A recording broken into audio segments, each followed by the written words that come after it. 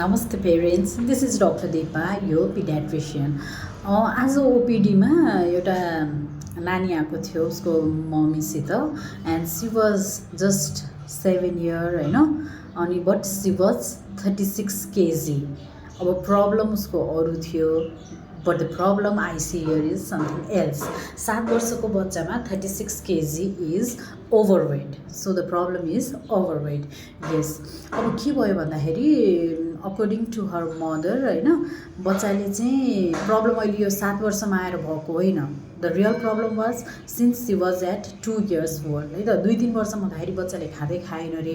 नखाएपछि उसको मदरले अब केही त खाओस्, अब बच्चाले केही पनि खाएन.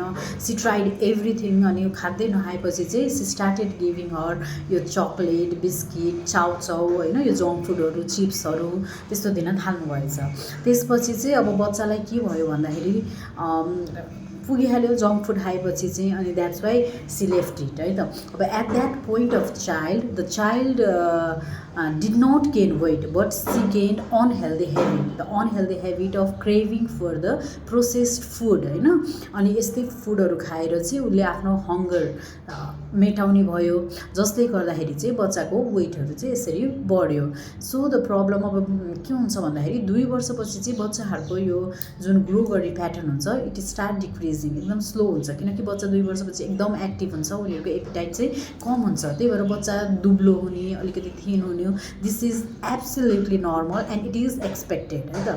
त्यही भएर पेरेन्ट्सहरू यो बेला चाहिँ तपाईँहरूले बच्चाले खाँदै खाएन भनेर जबरजस्ती कोचाएर अरू अनहेल्दी फुडहरू ट्राई गर्नु चाहिँ this is a big parenting mistake. So every parent this shouldn't be done. Instead of this होइन तपाईँले अरू फुडहरू नै ट्राई गर्न सकिन्छ. लाइक अब भात खाइरहेको छैन भनेदेखि आलु फ्राई गरेर दिन सकिन्छ होइन. त्यसरी नै सुजीको हलुवाहरू दिन सकिन्छ. जस्ट ट्राई अल्टरनेट तर हेल्दी फुड घरमै बनेको खानाहरू चाहिँ ट्राई गर्नु होला. Thank you.